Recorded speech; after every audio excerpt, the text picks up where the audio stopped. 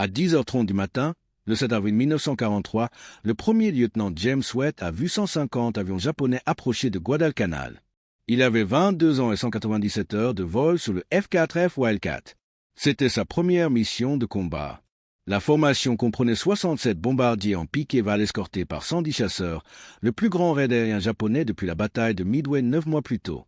L'escadron de chasse des marines VMF 221 était arrivé à Guadalcanal 63 jours auparavant. Sweat n'avait effectué que des patrouilles de routine depuis février. Aucun contact ennemi, aucune action. Le 7 avril, il avait déjà effectué 2 patrouilles matinales sans incident. Lorsque l'ordre de décollage d'urgence est arrivé à 10h20, il s'attendait à une autre fausse alerte. Les services de renseignement avaient signalé une augmentation du trafic radio japonais, mais les fausses alertes étaient quotidiennes. Le schéma était prévisible. Les conversations radio augmentaient. Le radar captait des contacts fantômes. Les chasseurs décollaient, ne trouvaient rien. Mais cette fois, c'était différent. Son chef de division était le capitaine Joseph Foss, déjà un A avec 26 victoires confirmées. Foss a mené 4 Wildcats au décollage de Henderson Field dans un virage ascendant vers le nord-ouest. Ils avaient 15 minutes avant que les bombardiers n'atteignent la flotte alliée ancrée au large de Tulagi. À 8000 pieds, Sweat les a vus. Le ciel était rempli d'avions. Il a compté 15 bombardiers Val en formation serrée. D'autres formations s'étendaient derrière eux vers l'horizon. Des escortes de 0 volaient en couverture haute à 3000 pieds au-dessus des bombardiers. Les chances étaient stupéfiantes.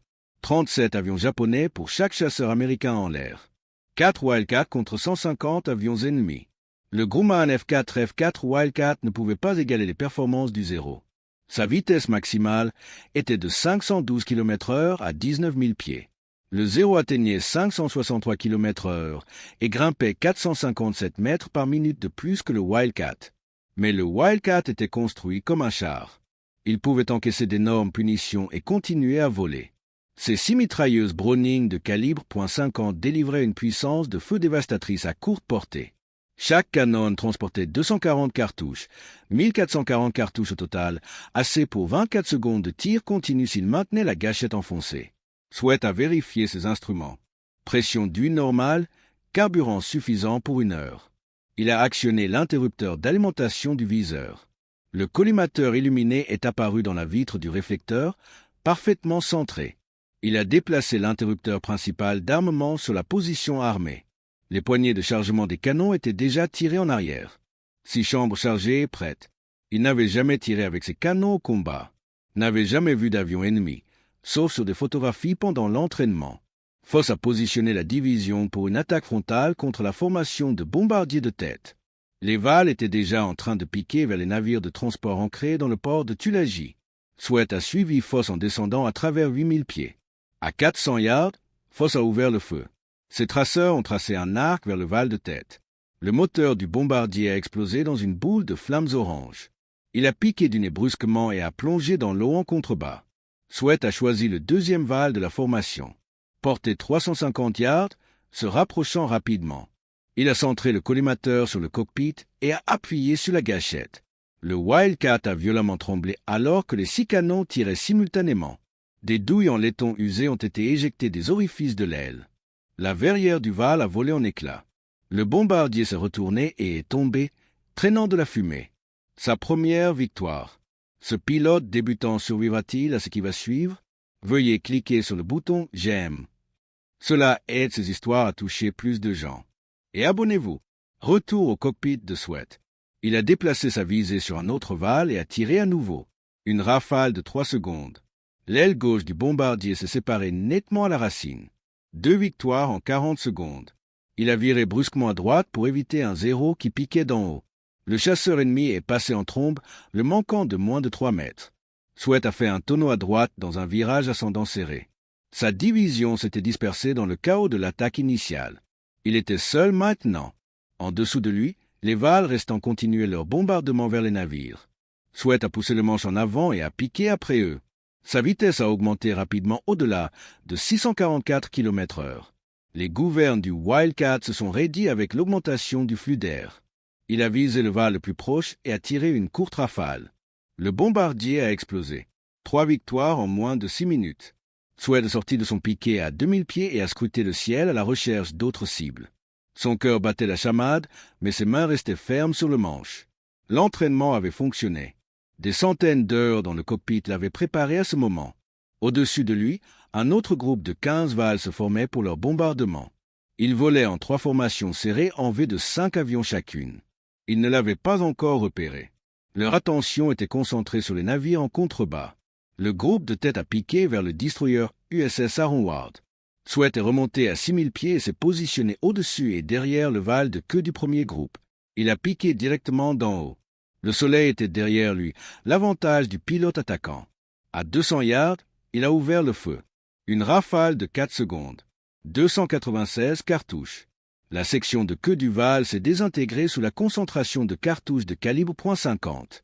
Le bombardier est entré dans une vrille incontrôlée et s'est écrasé dans l'océan, traînant de la fumée et des débris. 4 victoires. Son compteur de munitions indiquait qu'il avait dépensé environ 600 cartouches, la moitié de sa charge totale. 840 cartouches restantes, assez pour 14 secondes de tir supplémentaire. Il a immédiatement viré à gauche vers le deuxième groupe de Val. Sa vitesse excessive du piqué l'a transporté à travers leur formation. Il a choisi la cible la plus proche et a centré le collimateur. Il a tiré. Le Val a explosé en plein vol. Un coup direct sur la bombe qu'il transportait. La détonation a été massive. Des morceaux de l'avion se sont dispersés dans le ciel. 5 victoires en 9 minutes. Les Vals restants de ce groupe ont immédiatement rompu la formation. Certains ont largué leurs bombes prématurément pour gagner de la vitesse et ont viré au nord vers Rabaul. D'autres ont poursuivi leurs attaques malgré la présence de Sweat. Courage individuel ou ordre, Sweat ne pouvait pas savoir lequel. Il est resté sur eux. Sa 6e victoire est survenue 30 secondes plus tard. Un Val tentant de s'échapper à basse altitude vers les îles Florida. Sweat a piqué après lui et a tiré directement de derrière à 150 yards la position de tir optimale. Ses traceurs ont remonté le fuselage jusqu'au réservoir de carburant. Le bombardier a explosé en flamme orange et a fait des tonneaux dans l'eau. 6 victoires. Ses munitions commençaient à manquer maintenant. Peut-être 400 cartouches restantes. 6 ou 7 secondes de temps de tir maximum. Sweat a cabré brusquement et a cherché d'autres cibles. Ses ailiers n'étaient nulle part en vue. La radio était un chaos, des transmissions superposées de plusieurs pilotes annonçant des positions et des menaces simultanément. En dessous de lui, les tirs antiaériens des navires alliés créaient un parapluie mortel d'obus explosifs. Des canons de 5 pouces tiraient des obus à fusée de proximité qui explosaient près de leur cible. Des affûts quadruples de Beaufort de 40 mm suivaient les bombardiers dans le ciel. Des Oerlikon de 20 mm ajoutaient des flux de traceurs. Des éclats noirs de DCA remplissaient les retours de lui. Puis il a repéré un autre Val commençant son piqué vers les navires de charge ancrés près de Gavutu.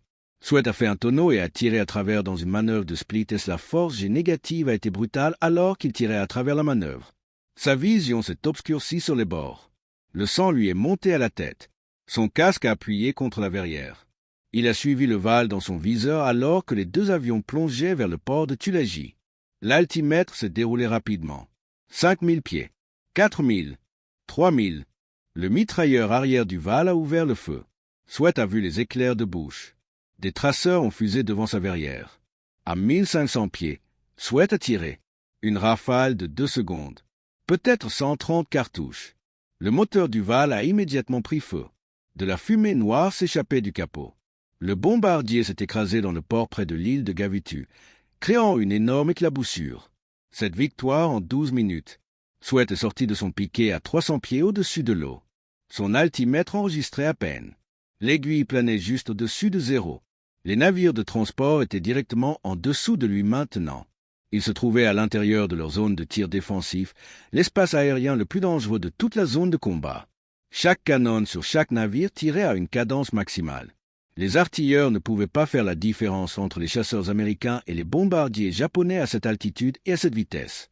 Il n'était qu'une autre cible. Au-dessus de lui, il a repéré un autre Val commençant son piqué d'attaque, sa 8e victime potentielle. Il lui restait des munitions, peut-être 250 cartouches, 3 ou 4 secondes de temps de tir. Il a grimpé après le bombardier, mais quelque chose n'allait pas. Le Wildcat ne répondait pas correctement. Les commandes semblaient lentes. Il a vérifié ses instruments. Tout semblait normal. Puis quelque chose a percuté son aile gauche. L'impact a été violent et immédiat. L'avion a fait une embardée violente à gauche. Sweat a lutté avec les commandes à 2 mains, appliquant l'aileron droit et le gouvernail à fond. Il a regardé son aile. Un énorme trou béait dans la structure, facilement de 60 cm de diamètre. La tôle se décollait autour des bords. Un obus de Beaufort de 40 mm provenant de l'un des navires alliés avait traversé. Tir ami.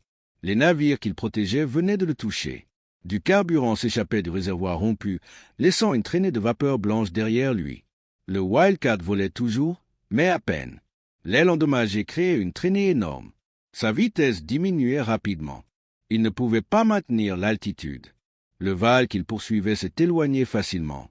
Sweat a tiré quand même. Une longue rafale désespérée qui a vidé la plupart de ses munitions restantes. Ses traceurs sont tombés à 50 mètres de la cible. Le val s'est échappé dans les nuages vers le nord. Ses canons se sont tus. Plus de munitions. Il avait tiré les 1440 cartouches en moins de 15 minutes. Puis son tableau de bord s'est allumé de voyants d'avertissement. Pression d'huile en baisse, température du liquide de refroidissement montant dans la zone rouge. Il a regardé son capot moteur. La peinture cloquait. Quelque chose d'autre n'allait pas. Il ne l'avait pas remarqué pendant le combat, mais le mitrailleur arrière ennemi avait dû marquer des coups lors de cette dernière attaque. Son refroidisseur d'huile était endommagé. De la fumée noire a commencé à s'échapper du compartiment moteur. Pas la fumée blanche du liquide de refroidissement qui se vaporise. De la fumée noire épaisse d'huile brûlée. La jauge de température du moteur a dépassé la plage de fonctionnement maximale. 210 degrés Celsius. 220-230. À 240 degrés, le moteur a grippé. L'hélice a cessé de tourner instantanément. Le silence soudain a été choquant après 15 minutes de bruit de combat. Pas de rugissement de moteur, pas de hurlement de vent, juste le sifflement de l'air sur l'aile endommagée. Sweat était à 5 km de Henderson Field avec un moteur en panne, une aile endommagée et du carburant s'échappant de son réservoir. Le Wildcat a commencé à perdre de l'altitude immédiatement, 150 mètres par minute, puis 210. L'avion était trop lourd pour planer efficacement avec la traînée asymétrique de l'aile endommagée. Sweat avait deux options. Essayer d'atteindre Henderson Field à 5 km ou amérir dans l'eau. À son taux de descente actuel, il parcourait peut-être 1 kilomètre avant de toucher l'océan. Henderson Field était impossible. Il a scruté l'eau en dessous à la recherche d'une zone d'atterrissage appropriée. Le port était rempli de navires et de débris de la bataille. Trop dangereux. Il avait besoin d'eau libre. Il a repéré une zone dégagée au nord de l'île de Gavutu, relativement calme, à l'écart du trafic maritime. Il s'est tourné vers elle, utilisant son altitude restante pour se positionner pour l'amérissage. Le Wildcat est descendu à 1000 pieds. 8 cents, 6 cents. Sweat a parcouru mentalement la liste de contrôle d'amérissage. Verrière ouverte, déjà fait. Harnais de siège et d'épaule serrées. Vérifié. Radio. Il a transmis sa position une dernière fois. Aucune réponse. La radio était probablement endommagée. Il a desserré son masque à oxygène mais l'a gardé attaché. À 400 pieds, il a réalisé qu'il avait commis une erreur critique. Il avait oublié de larguer sa verrière. La verrière ouverte prendrait l'eau pendant l'amérissage et retournerait l'avion. Il a tendu la main et a déverrouillé les verrous de la verrière. La verrière en plexiglas s'est arrachée dans le sillage et a dégringolé derrière lui. À 200 pieds, il s'est préparé à l'impact. L'eau approchait rapidement. Il a maintenu le nez légèrement haut pour garder la queue basse. La queue a frappé en premier, exactement comme on lui avait appris. L'impact a été énorme malgré sa préparation. La décélération l'a projeté en avant contre son harnais d'épaule. Son visage s'est écrasé contre le tableau de bord. Son nez s'est cassé instantanément. Le sang a coulé sur son visage, remplissant son masque à oxygène. Le Wildcat a rebondi une fois sur l'eau, puis s'est stabilisé. L'eau s'est immédiatement engouffrée dans le cockpit. L'avion coulait rapidement. Sweat a détaché son harnais d'épaule et a essayé de se lever. Il ne pouvait pas bouger.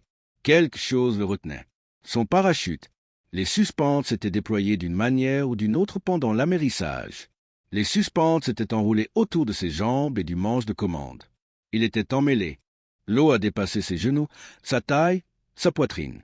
Il a tiré désespérément sur les suspentes, mais elles ne faisaient que se resserrer. Le nez du Wildcat a basculé en avant alors que le remplissait le compartiment moteur. L'avion coulait. L'eau a atteint son cou. Il a pris une dernière grande inspiration alors que l'eau recouvrait sa tête. Sous l'eau, tout était sombre et chaotique. La voilure du parachute s'était partiellement déployée et l'enveloppait comme un linceul. Il ne pouvait pas voir, ne pouvait pas respirer. Ses poumons ont commencé à brûler. Il a tâtonné pour trouver son couteau de survie. Standard, sur sa ceinture. Ses doigts ont trouvé le manche. Il a sorti et a commencé à couper les suspentes. Une suspente, 2 suspentes, 3. Les suspentes étaient en nylon épais. Le couteau était aiguisé, mais couper sous l'eau était difficile. Ses poumons criaient pour de l'air. 4 suspentes, 5. Il manquait de temps. Sa vision a commencé à se rétrécir. Les bords sont devenus sombres. 6 suspentes, 7. Soudain, il était libre. Il a donné un coup de pied puissant vers la surface. Son gilet de sauvetage, mais West était toujours dégonflé. Il n'avait pas eu le temps de le gonfler avant de couler. Il a donné un autre coup de pied. La surface semblait incroyablement loin. Ses bottes étaient pleines d'eau, le tirant vers le bas. Sa combinaison de vol était trompée et lourde. Il a donné un dernier coup de pied. Sa tête a percé la surface. Il a haleté pour de l'air. Du sang et de l'eau de mer ont rempli sa bouche. Il a toussé violemment, se maintenant à la surface avec ses bras. Son nez le lançait de douleur. Il pouvait à peine respirer par là. Il a cherché les poignées de gonflage au CO2 de son Mae West. Rien ne s'est passé. Il a tiré à nouveau. Toujours rien. Le mécanisme de gonflage avait échoué. Il se débattait dans l'eau avec son équipement de vol complet, sans aucun dispositif de flottaison. La terre la plus proche était l'île de Gavutu, à peut-être un demi-mille. Les bottes de vol de Sweat étaient conçues pour marcher sur les ponts des porte-avions, pas pour nager. Chaque botte contenait des litres d'eau. Sa veste en cuir était trempée et lourde. Sa combinaison de vol lui collait au corps comme un poids de plomb. Il a essayé d'enlever les bottes, mais n'a pas pu atteindre les lacets en se débattant dans l'eau. Toutes les quelques secondes, une vague lui passait par-dessus la tête. Il avalait de l'eau de mer et toussait. Son nez cassé rendait la respiration difficile. Il ne pouvait respirer que par la bouche. Le sang continuait de couler de ses narines, se mélangeant à l'eau salée. Puis il s'est souvenu de son radeau de sauvetage individuel. Équipement standard attaché à son harnais de parachute. Il a tendu la main derrière son dos et a trouvé le sac du radeau toujours attaché au harnais. Il a tiré sur la drisse de gonflage. Rien ne s'est passé. Il a tiré à nouveau, plus fort. Toujours rien. La cartouche de CO2 avait soit été endommagée pendant l'amérissage, soit s'était corrodée après des mois dans l'humidité tropicale. Le radeau était inutile. Il était seul dans l'eau, sans flottaison et sans radeau. Ses bras étaient déjà fatigués de se débattre. Ses jambes semblaient en béton. Il a cherché du secours. La bataille faisait toujours rage au-dessus de sa tête. Des Wildcats poursuivaient les valves restant vers le nord, en direction de Rabaul. Les tirs antiaériens continuaient depuis les navires. Personne ne cherchait encore de pilotes abattus. La priorité était d'arrêter les bombardiers restants. Il était seul. L'île de Gavutu était sa seule option. À demi-mille d'océan. Il a commencé à nager en utilisant une brasse modifiée pour économiser de l'énergie. Toutes les 3 brasses, il devait s'arrêter et se débattre pour reprendre son souffle. Son nez cassé rendait chaque respiration douloureuse et insuffisante. Après 5 minutes de nage, il avait parcouru peut-être 100 mètres, un quart de la distance. Ses bras brûlaient de fatigue, ses jambes se crampaient. La veste en cuir le noyait. Il a arrêté de nager et s'est débattu pour sortir de la veste. Elle a coulé immédiatement. Sa combinaison de vol était la suivante. Il n'a pas pu l'enlever complètement, mais il a réussi à la descendre jusqu'à sa taille. Cela a un peu aidé. Il a repris la nage. Encore 100 mètres. Il s'est arrêté pour se reposer. Sa respiration était saccadée et désespérée. Le sang de son nez continuait de couler, attirant une attention qu'il ne voulait pas. Le premier requin est apparu par le bas, une forme sombre s'élevant à travers l'eau bleue. Sweat l'a clairement vu, peut-être 2,5 mètres de long. Un requin de récif, probablement. Il a tourné une fois à 5 mètres de profondeur, puis est redescendu dans l'obscurité. Sweat s'est forcé à rester calme.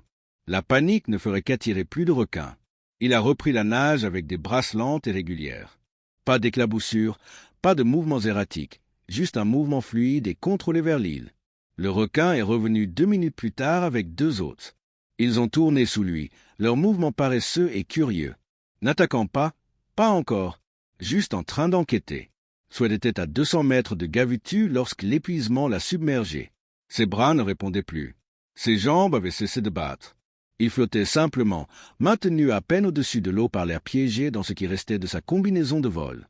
Les requins se rapprochaient maintenant, à 3 mètres en dessous au lieu de 5. Il a essayé de les repousser à coups de pied, mais il n'avait plus de force. Sa vision a de nouveau commencé à se rétrécir. Les bords sont devenus sombres. Il allait se noyer à la vue de la terre, où les requins l'achèveraient d'abord. Puis il a entendu un moteur de bateau. Il a essayé de tourner la tête vers le son, mais n'a pas pu. Les muscles de son cou avaient abandonné. Une voix a crié quelque chose. « Américain !» Il a essayé de répondre, mais n'a réussi qu'à tousser faiblement. Des mains fortes l'ont attrapé sous les bras et l'ont hissé hors de l'eau. Garde-côte, un bateau de sauvetage d'une des stations de patrouille. Ils surveillaient les pilotes abattus. Ils l'ont traîné par-dessus bord et l'ont allongé sur le pont. Sweat était là, haletant comme un poisson hors de l'eau. Du sang et de l'eau de mer coulaient de son nez et de sa bouche. Un des garde-côtes l'a rapidement examiné. L'évaluation du garde-côte a été rapide et professionnelle. Nez cassé, contusions multiples, possible commotion cérébrale. Épuisement sévère et quasi-noyade, mais vivant. Sweat a essayé de s'asseoir, mais le garde-côte l'a repoussé. Reste immobile. Le bateau a viré vers Tulagi et a mis les gaz. Le trajet a duré 8 minutes. Ils se sont amarrés à un quai où un infirmier de la marine attendait avec une civière. Sweat a refusé la civière. Il s'est levé seul, bien que ses jambes le soutiennent à peine. L'infirmier l'a conduit à une tente médicale. À l'intérieur de la tente, l'infirmier a nettoyé le sang du visage de Sweat et a examiné son nez. Définitivement cassé. Probablement arrivé lorsque son visage a heurté le tableau de bord pendant l'amérissage. L'infirmier a bourré les narines de Sweat de gaz et lui a enroulé la tête de bandage. Sweat ressemblait à une momie. L'infirmier a proposé de la morphine pour la douleur. Sweat a refusé. Il voulait rester alerte. La bataille n'était peut-être pas terminée. L'infirmier a haussé les épaules et est passé à d'autres blessés. La tente se remplissait de marins blessés des navires touchés pendant le raid. Sweat est sorti et a trouvé une Jeep qui retournait à Henderson Field. Le chauffeur était un sergent d'approvisionnement des marines qui avait observé la bataille depuis le sol. Le sergent a demandé à Sweat s'il avait vu le pilote qui avait abattu tous ses vals. Sweat n'a rien dit. Le trajet en Jeep a duré 20 minutes sur des routes de corail accidentées. Ils sont arrivés à Henderson Field à 11h45, 75 minutes après que Sweat ait décollé. Cela ressemblait à 75 heures. Le capitaine Foss attendait sur la ligne de vol. Son Wildcat était sur l'aire de stationnement, ses canons vides et son moteur encore cliquetant en refroidissant. Foss avait atterri 10 minutes plus tôt. Il a vu Sweat descendre de la Jeep et s'est immédiatement approché. Foss a regardé la tête bandée de Sweat et lui a demandé s'il allait bien. Sweat a hoché la tête. Foss a demandé combien de vals Sweat avait abattu. Sweat a dit 7, peut-être 8. Il n'était pas certain du dernier. Foss le fixa pendant plusieurs secondes sans parler. Puis Foss appela l'officier du renseignement de l'escadron. L'officier du renseignement était un premier lieutenant nommé Morrison. Il portait un port-bloc et une carte détaillée du port de Tulagi. Morrison a interrogé Sweat pendant 30 minutes, demandant des détails spécifiques sur chaque victoire. Heure, lieu, type d'avion, angle d'attaque, résultats observés. Sweat a décrit chaque engagement aussi précisément que possible. Morrison a marqué chaque emplacement sur sa carte. La géographie correspondait au rapport des témoins des navires et d'autres pilotes. Morrison a compté les marques sur sa carte. Cette victoire confirmée, tout en 15 minutes, toute lors de la première mission de combat de Sweat. Morrison a levé les yeux de son port-bloc et a demandé à Sweat son âge. 22, a répondu Sweat. Morrison a noté cela. Il a demandé combien de missions de combat Sweat avait effectuées avant aujourd'hui. 0, a dit Sweat. C'était ma première? Morrison a cessé d'écrire et a de nouveau regardé Sweat. Première mission, a confirmé Sweat. Première mission de combat. Morrison a secoué lentement la tête. Il était officier du renseignement pour le VMF 221 depuis sa formation. Il avait débriefé des centaines de missions de combat. Il n'avait jamais entendu parler de quelqu'un devenant un à lors de sa première mission. Jamais entendu parler de cette victoire en 15 minutes. Jamais entendu parler de quelque chose de tel. La nouvelle s'est répandue à Henderson Field en moins d'une heure. Cette victoire, première mission, abattue par un tir ami, amérissage dans des eaux infestées de requins, quasi-noyade, sauvé au dernier moment. D'autres pilotes sont venus voir Sweat. Certains l'ont félicité. D'autres voulaient simplement vérifier que l'histoire était réelle. Le soir, tous les pilotes de Guadalcanal connaissaient le nom de James Sweat. En une semaine, tous les aviateurs navals du Pacifique le connaîtraient aussi. Mais la reconnaissance ne faisait que commencer. L'amiral William Halsey a entendu le rapport 3 jours plus tard. L'amiral William Halsey commandait toutes les forces alliées dans le Pacifique Sud. Il avait vu des milliers de rapports de combat. Les affirmations des pilotes étaient souvent exagérées. L'adrénaline et la confusion rendaient un comptage précis difficile. Mais les 7 victoires de Sweat ont été confirmées par de multiples sources. Des observateurs de navires avec des jumelles, d'autres pilotes. Les films des caméras de tir auraient été idéaux, mais le F-4 ne transportait pas de caméra. Les preuves matérielles étaient indéniables. 7 bombardiers japonais Val se sont écrasés à portée de vue de la flotte, tous dans la fenêtre de 15 minutes de l'engagement de Sweat, tous correspondant à ses schémas d'attaque et à ses emplacements décrits. Halsey a reconnu une performance exceptionnelle quand il l'a vue. Le 10 avril, 3 jours seulement après la bataille, il a personnellement recommandé Sweat pour la médaille d'honneur. La citation mentionnerait cette victoire confirmée en une seule mission, abattue par un tir ami alors qu'il défendait la flotte, amérissage réussi et survie. La recommandation a suivi la voie hiérarchique, passant par le 5-pack jusqu'au secrétaire à la marine. La médaille d'honneur nécessitait l'approbation présidentielle. Le président Roosevelt a signé l'autorisation le 24 septembre 1943. Sweat a reçu la médaille de Halsey le 10 octobre lors d'une cérémonie à Espiritu Santo. La cérémonie de remise de la médaille a attiré l'attention des correspondants de guerre. L'histoire de Sweat incarnait tout ce que le public américain voulait entendre en 1943. Jeune pilote de marine, première mission de combat, cet avion ennemi détruit, survit à des champs impossibles. L'histoire est parue dans les journaux à travers les États-Unis. Life Magazine a publié un article de fond avec des photographies. Sweat est devenu un symbole de l'esprit combatif américain. D'autres aviateurs navals ont commencé à utiliser son nom comme référence. Faire un Jimmy Sweat signifiait atteindre un statut en une seule mission. C'est devenu le but ultime pour tous les pilotes de chasse en formation. Mais Sweat n'a pas arrêté de voler en mission de combat. Il est retourné au VMF 221 et a continué à voler depuis Henderson Field et plus tard depuis d'autres bases alors que la guerre se déplaçait vers le nord. En août 1943, il avait accumulé 15 victoires et demi-confirmées. La demi-victoire provenait du partage du crédit avec un autre pilote sur un bombardier qu'ils avaient tous deux attaqué. Il a été abattu 2 autres fois.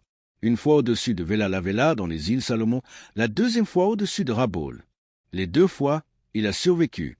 La deuxième fois, il a dû endurer une épreuve de 3 jours dans la jungle avant que des indigènes amicaux ne le trouvent et ne le ramènent aux lignes alliées dans une pirogue.